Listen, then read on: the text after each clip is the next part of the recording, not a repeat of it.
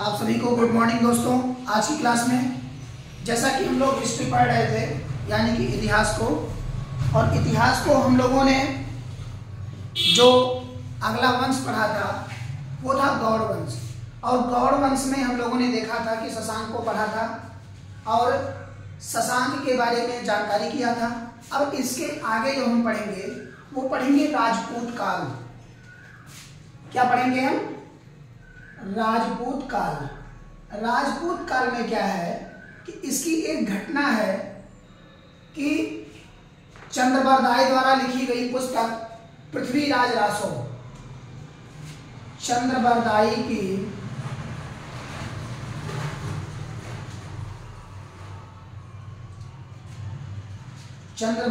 की पुस्तक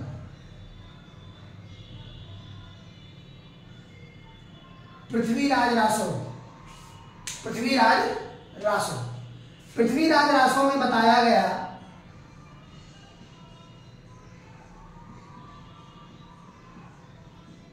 इसमें बताया गया कि हवन कुंड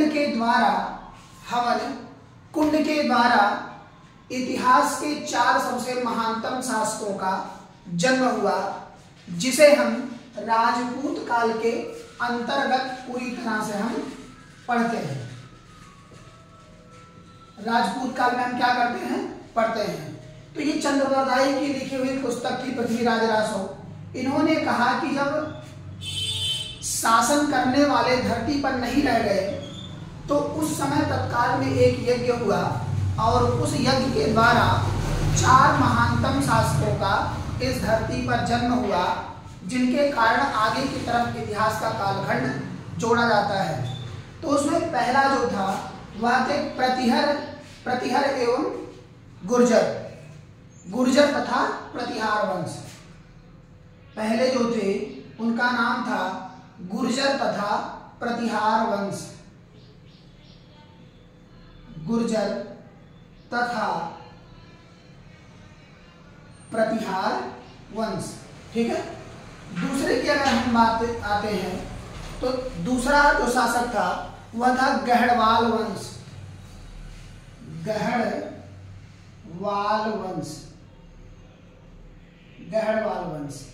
ठीक है। और तीसरे शासक की अगर हम बात करते हैं यानी कि तीसरे वंश कौन थे, तो तीसरे वंश में चौहान वंश, जिसमें पृथ्वीराज चौहान के बारे में हम पढ़ते हैं, चौहान वंश। और चौथा जो अंतिम राजवंश था, जो कि इस अगर कहें हवन कुंड के द्वारा निकला हुआ था, वह था जेजाक मुक्ति वंश।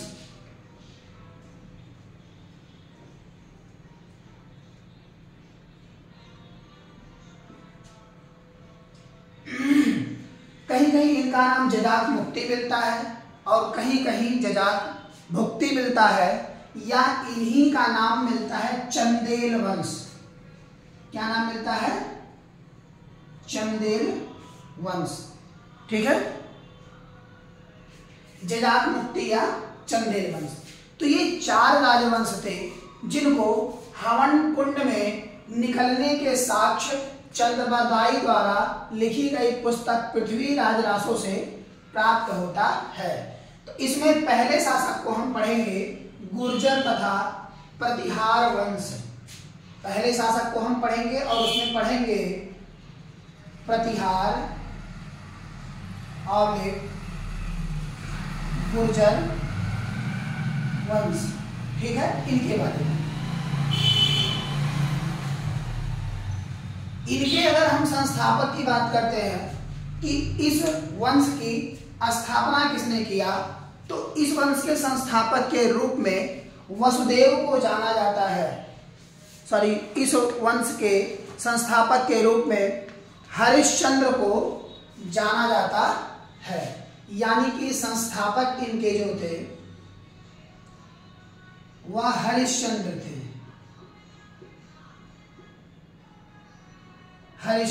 ठीक है। क्योंकि हरिश्चंद्र को ही इस वंश का वास्तविक संस्थापक नहीं माना जाता, लेकिन संस्थापक माना जाता। वास्तविक संस्थापक नागभट्ट प्रथम को माना जाता है। तो इनका जो कार्यकाल रहा, अगर हम इनके कार्यकाल की बात करते हैं तो कुछ विशेष नहीं रहा, लेकिन इस वंश की अगर हम उल्लेख की बात करते हैं या गुर्जर जाति के उल्लेख की बात करते हैं तो पुलकेशिन द्वितीय द्वारा लिखे गए ऐहोल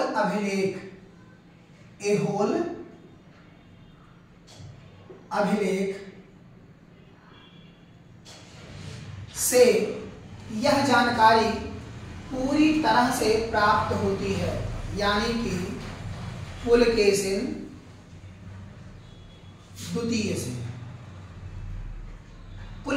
द्वितीय के ऐहोल अभिलेख से यह जानकारी प्राप्त होती है कि गुर्जर या प्रतिहार वंश कोई एक वंश था या कोई जाति थी। ठीक है। ह्वेनसांग द्वारा अगर हम इस प्रतिहार वंश की बात करते हैं तो ह्वेनसांग जब भारत की यात्रा में आया तो उसने बताया कि तत्काल के समय में पश्चिम भारत यानी कि पश्चिमोत्तर भारत की अगर हम बात करते हैं तत्काल के समय में, तो यह सबसे बड़ा वंश था, सबसे बड़ा तत्काल के समय का सबसे बड़ा राजवंश था। यह ह्वेनसांग द्वारा इसकी जानकारी मिलती है।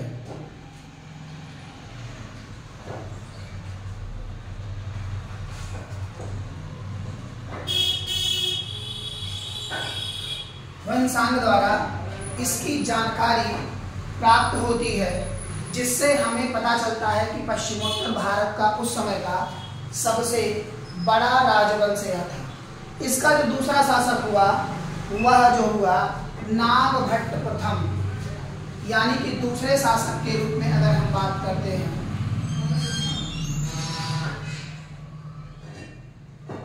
तो वह था नागभट्ट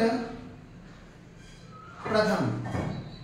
इसी को इस वंश का वास्तविक संस्थापक कहा जाता है, यानी कि अगर हम संस्थापक की बात करते हैं तो इसे वास्तविक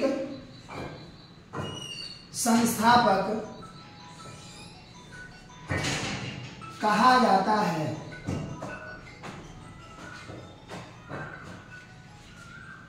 संस्थापक कहा जाता है। ठीक है।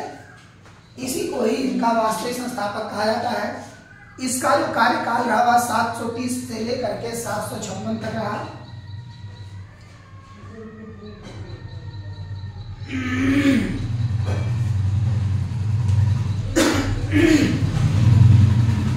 यानी कि जो इसका कालखंड रहा वह 730 से लेकर के 756 ईस्वी तक रहा।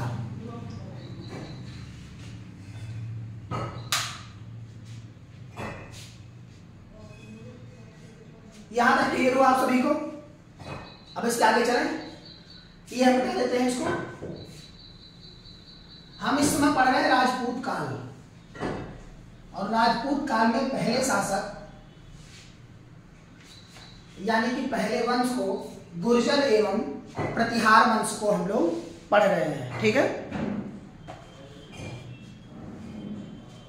अगर हम इनकी बात करते हैं नागभट्ट प्रथम की, तो इन्हें वास्तविक संस्थापक के रूप में तो माना जाता है इतिहास के कालखंड में कि यह गुर्जर एवं प्रतिहार वंश के वास्तविक संस्थापक थे, क्योंकि संस्थापक जो हरिश्चंद्र थे, लेकिन हरिश्चंद्र ने इतिहास के काल में एक कहा जाए कि गुलाम वंशीय शासक के रूप में अपने जीवन को निर्वहन किया। इस कारण से इन्हें वास्तविक संस्थापक के रूप में इस वंश का नहीं माना जाता, जिनके कारण से जैसे कि ग्वालियर प्रशस्ति में नागभट्ट को मलिच्छों का नाशक कह करके संबोधित किया गया है। इन्हीं नागभट्ट को ही मलिच्छों का नाशक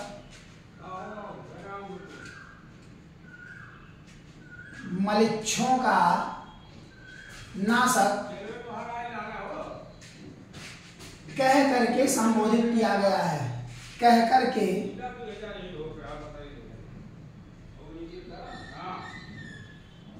संबोधित किया गया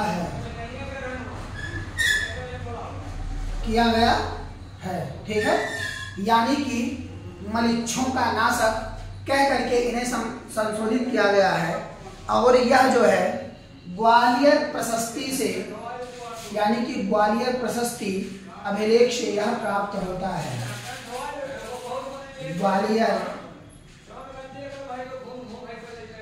ग्वालियर प्रशस्ति से यह जानकारी प्राप्त होती है। यह जानकारी प्राप्त होती है।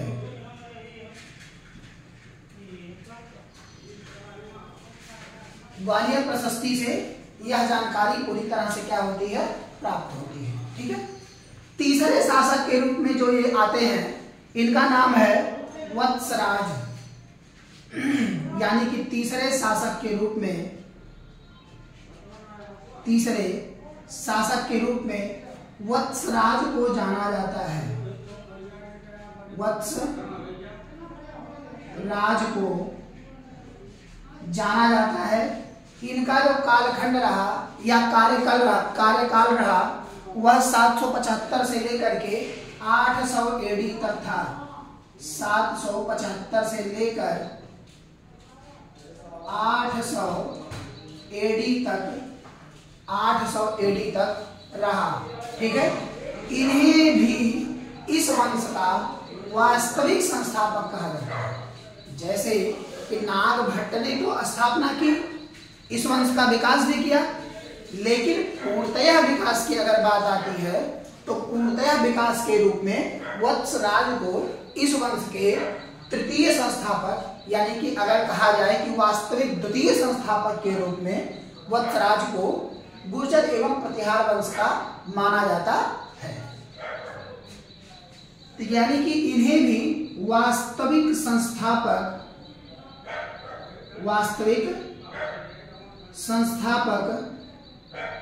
कहा जाता है। वास्तविक संस्थापक कहा जाता है, ठीक है। अब इनके आगे की अगर हम बात करते हैं तो यह प्रतिहार वंश का अंतिम वास्तविक संस्थापक था। जैसे कि क्या होता है कि महानतम शासकों में जब किसी की गिनती होती है तो इतिहास के कालखंड में वही याद रखते हैं जिन्होंने कुछ किया होता है, वो याद नहीं होते जिन्होंने कुछ अपने कार्यकाल में किया नहीं होता, ठीक है। तो वत्सराज ने बहुत ही सारे कार्यों को किया था जिनके कारण से इन्हें इस वंश का वास्तविक संस्थापक के रूप में माना जाता है। जैसे जो कन्नौज के त्रिपक्षीय संघर्ष चल रहे थे तत्काल के समय में, जो गंगा और यमुना दोआब के क्षेत्र में जो उपजाऊ जमीन थी उसमें त्रिपक्षीय संघर्ष में इसने भाग लिया था। यानी कि अगर कहा जाए कि कन्नौज के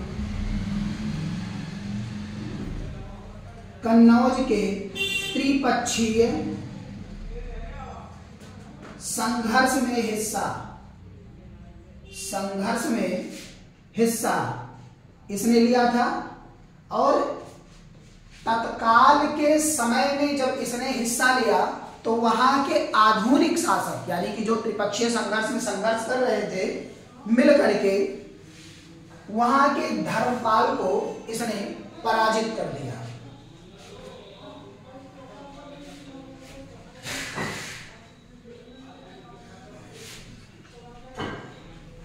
पाल वंश के शासक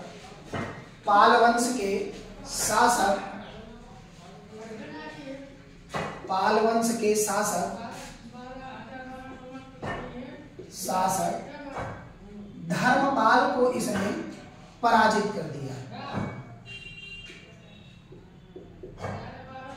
धर्मपाल को पराजित किया, ठीक है। यानी कि धर्मपाल को इन्होंने क्या किया, पराजित कर दिया। तो और त्रिपक्षीय संघर्ष में इसने बहुत ही ज्यादा, अगर कहा जाए कि बलवान के रूप में इसने अपना आक्रमण किया और धर्मपाल को इसने पूरी तरह से पराजित कर दिया, ठीक है। अब इसके आगे अगले शासक यानी कि चौथे के रूप में मिहिर भोज आते हैं। ठीक है, चौथे शासक के रूप में मिहिर भोज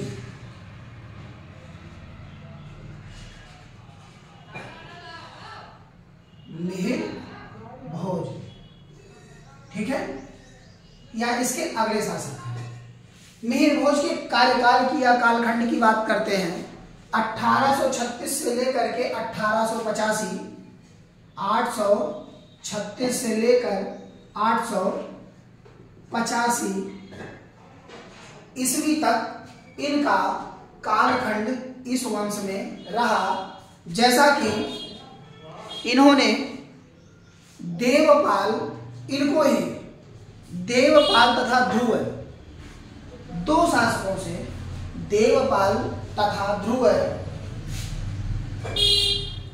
देवपाल तथा ध्रुव, इन दोनों शासकों से यह पराजित हुआ, यह पराजित हुआ। ठीक है, देवपाल तथा ध्रुव से यह क्या हुआ, पराजित हुआ तथा इसने उपाधि आदि वराहवा प्रभास की उपाधि धारण किया। आदि वराहवा उपाधि, अगर इसके हम उपाधि की बात करते हैं तो आदिवराह तथा प्रभास की उपाधि इसने धारण किया। और इनके उपाधियों की अगर हम उल्लेखों की बात करते हैं, जैसे कि अगर इन शासक मिहिर भोज के अगर उपाधियों के उल्लेख की हम बात करते हैं तो इनका उल्लेख अगर हम कहें तो ग्वालियर प्रशस्ति अभिलेख से इनके द्वारा धारण किए गए उपाधियों की जानकारी प्राप्त होती है। यानी कि इनकी जानकारी ग्वालियर प्रशस्ति अभिलेख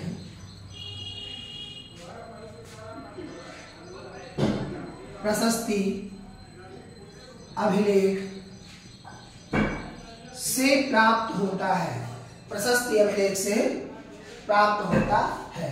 तो यहां तक आप सभी के समझ में आ गया होगा, किसी प्रकार की कोई दिक्कत नहीं रहेगी। अब इसमें 2-3 शासक अभी और बचे हुए हैं जिनके बारे में हम अगली क्लास में चर्चा कर लेंगे।